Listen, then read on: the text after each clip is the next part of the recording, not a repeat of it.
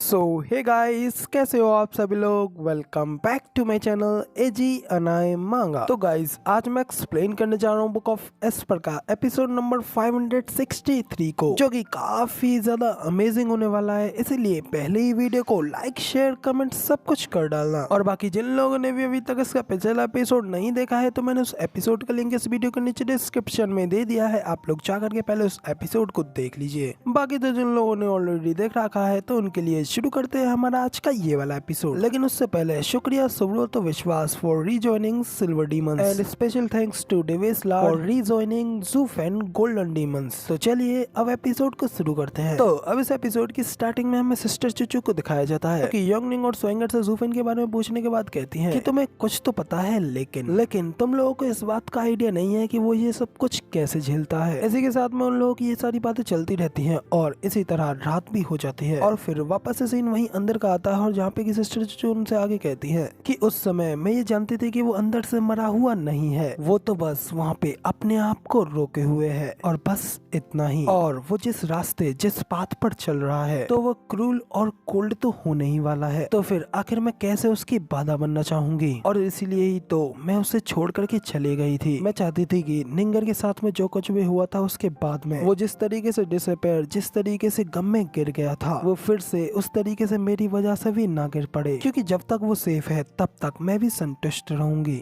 और मुझे तो अब ये जानकारी के भी काफी ज्यादा खुशी मिली कि वो अभी भी मेरी काफी ज्यादा परवाह करता है। तो अब सिस्टर चुचू और जूफेन की स्टोरी को सुनने के बाद में तो डेनियर की आंखों में भी पानी भर आता है, और वो अपने मन में सोचती है कि जूफेन जैसे कोल्ड हार्टेड डेमोनिक कल्टिवेटर को क्या वास्तव में इस तरीके के पेन और पीड़ा के साथ में गुजरना पड़ा, तो फिर ये दोनों एक साथ क्यों नहीं हो जाते। तो अब जब डेनियर के रोते से चेहरे को सिस्टर चुचू भी देखती है, तो अपने मुंह छुपाने के लिए डेनियर दूसरी ओर अपने मुंह को कर लेती है। जबकि इधर जीटियांग शेन भी कहता है कि मैं समझता हूँ, इसलिए तो एडिफिस लॉर्ड चू उससे चिपकती नहीं है, क्योंकि आप उसके ऊपर पूरी तरीके से भरोसा करती हैं। लेकिन ऐसा लगता है कि वो तो हमेशा ही उलझन में रहेगा, और आखिर कौन जानता है कि उसके लिए इनमें से क्या चीज ज्यादा इम्पोर्टेंट है, उसका डिमोनिक पाथ या फिर उसका प्यार। और यही उसकी अंतिम परीक्षा होगी। मैं तो बस केवल उसके लिए यही आशा करता हूँ कि वो जल्द ही इस चीज के ऊपर काबू पा ले और ज्यादा से ज्यादा स्ट्रॉन्गर बन जाए। तो इसी के साथ में हमें अगला सीन उनके कोर्टयार्ड का बाहर का दिखाया जाता है, जहाँ पे कि जूफेन पहले से वहाँ पे खड़ा होता है, लेकिन फिर भी वो खुद अंदर जाने की हिम्मत नहीं कर पाता, और शायद बाहर से सिस्टर चुचू को देखने के लिए आया होता है। लेकिन तभी कोई उसके पीछे से हंसते हुए आता है और उससे कहता है कि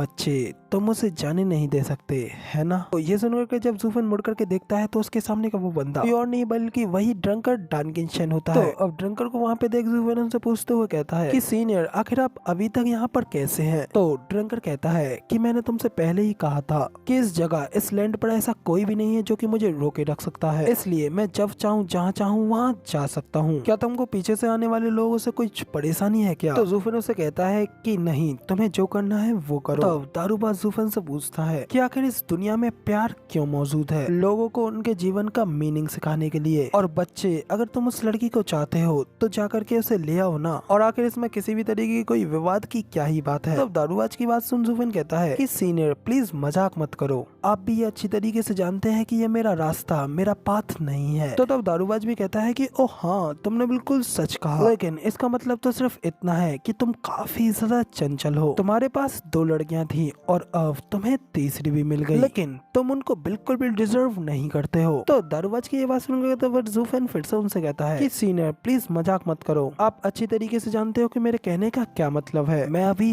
डिमोनिक पाथ पर चल रहा हूँ, जो कि पूरी तरीके से मौत से भरा हुआ रोड है, और जहाँ पर सिर्फ और सिर्फ क्रूरटी है, वहाँ पे इमोशंस का तो कोई नाम ही नहीं आ सकता। तो फिर आखिर में इमोशंस, भावनाओं को अपने ऊपर हावी कैसे होने दूं, और अगर मैं ऐसा करूंगा तो इससे मुझे और खास तौर पर उसे नुकसान होगा। तो फिर आखिर इन चीजों में परेशानी क्यों होना, और मेरा अतीत इस बात का जीवित एग्जाम्पल है। तो दारूबाज कहता है कि तो फिर आखिर तुम यहाँ पर क्यों खड़े हो, क्योंकि तुम अंदर से पहले ही मर चुके हो, इसलिए क्यों ना अपने सारे इमोशंस को ही मार डालो। यहाँ खड़े होकर के किसी लड़की की खिड़कियों पर जासूसी करना तुम दोनों के लिए कोई अच्छा काम तो नहीं है। तो तब जूफेन कहता है कि हाँ, सीनियर बिल्कुल सही कह रहे हैं, लेकिन जो कुछ भी उसके साथ में हुआ उसके बाद से मैं उसे ऐसे जाने नहीं दे सकता। मैंने कभी भी किसी का का भी एहसान अपने ऊपर नहीं लिया है, मैंने तो बस दूसरों के ऊपर ही एहसान किया है, क्योंकि जिस पल मैं किसी का एहसान लेता हूँ तो उसे चुकाना काफी ज्यादा कठिन हो जाता है। तो जुफेन की ये बात सुनकर तो दारूबाज जोर जोर से हंसने लगता है और जुफेन से आगे कहता है कि ओ एक कहानी, मुझे कहानियां काफी ज्यादा पसंद है। इतना कहकर फिर दारूबाज वहीं उस जमीन पर बैठ जाता है और आगे जुफेन से कहता है कि चलो यहाँ और मुझे बताओ, शायद मैं तुम्हारी परेशानी सुलझाने में तुम्हारी मदद कर सकूं। तो जुफेन भी दारूबाज के पास में जाता है और उससे कहता है कि तो फिर ठीक है। इसके बाद में फिर जुफेन वहीं पर उसके पास में बैठ जाता है और उसको बताता है कि निंगेर को बचाना मेरी प्रॉब्लम थी, लेकिन इस सब का उससे कोई लेना देना नहीं है। एंड पर उसे मिस्टिकल हेवन सेक्ट में जाने के लिए मजबूर होना पड़ा ताकि मैं वहाँ निंगेर को बचा सकूं, और मुझे तो ये भी नहीं पता था कि इसके लिए उसे किस तरीके की शर्त को स्वीकार करना पड़ा था, और मैं ये नहीं जानता कि अब आखिर मैं कब उसके इस फेवर को चुका पाऊंगा। लेकिन अगर मैं ये नहीं करूंगा तो जब तक मैं जीवित रहूंगा मुझे तब तक शांति नहीं मिलेगी। तो जुफेन की ये सारी बातें सुनने के बाद में दारूबाज भी कहता है कि वो तो वाकई में एक काफी ज्यादा अजीब लड़की है, उसने अपने एक दोस्त को बचाने के लिए खुद को ही फंसवा लिया। तो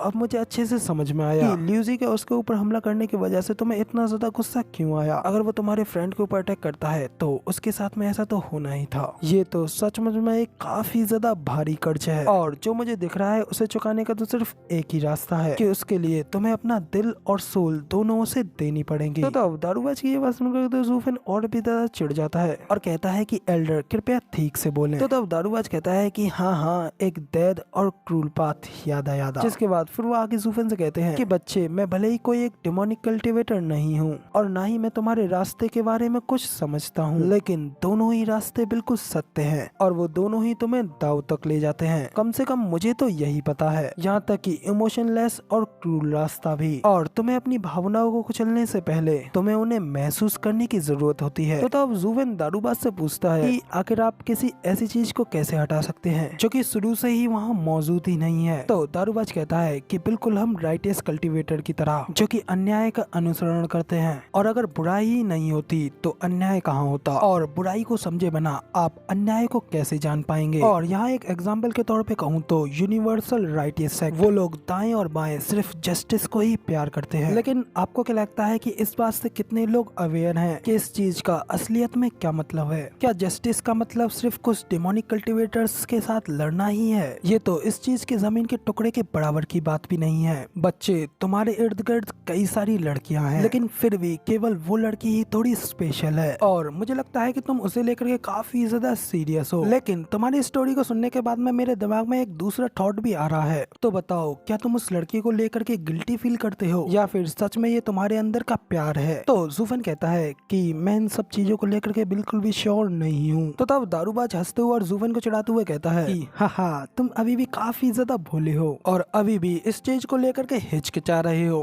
तो ठीक है, फिर मैं तुम्हें एक रास्ता दिखाऊंगा। तो जल्दी से अपनी आंखें बंद करो और अपने सबसे ज्यादा पीसफुल, वार्म और हैप्पी मोमेंट्स के बारे में याद करो जो कि तुमने आज से पहले कभी भी फील किया है। तो अब दारूबाज की ये बात सुनने के बाद में जुफेन भी अपनी आंखें बंद करता है और अपने उन हैप्पी मोमेंट्स के बारे में याद करने लगता है और कहता है कि मेरे पास दो पीसफुल यादें हैं। पहली ऑल बीस्ट माउंटेन रेंज में, जहाँ पे मैंने निंगेर और जीटैंग के साथ में कुछ हंसी पल बिताए थे। तो जुफेन की ये बात सुनकर तो दारूबाज बीच में कहता है कि नहीं, तीन लोगों के बीच प्यार जैसी कोई चीज नहीं होती, ये तो सिर्फ तुम्हारी सबसे ज्यादा अनमोल दोस्ती होनी चाहिए, इसके अलावा वो नहीं। तो जुफेन बताता है कि मेरे पास एक और याद है जहाँ पे कि मैं एक टूटे हुए घर में था। तो तब दारूबाज पूछता है कि तब तुम कितने लोग थे? तो जुफेन बताता है कि हम 2 लोग थे। तो दारूबाज पूछता है कि क्या सिर्फ एक आदमी और एक औरत? तो जुफेन कहता है कि एक औरत, हाँ वो वही थी। और ये सब कहते हुए फिर जुफेन याद करता है कि कैसे वो उस टूटे हुए घर की छत को ठीक करता था, कैसे सिस्टर चूचू के साथ में उसने प्यार बड़े कुछ दिन बिताए। ये सब सोचते हुए उसकी आंखों के सामने सिर्फ सिस्टर चूचू का ही चेहरा आता है, जिस चेहरे को अपनी आंखों के सामने देखने के बाद तो जुफेन भी काफी ज्यादा हैरान हो जाता है और इसके शरीर से अलग ही एनर्जी रिलीज होने लगती है। लेकिन अब लाइक, कमेंट एंड सब्सक्राइब अगले एपिसोड को देखने के लिए।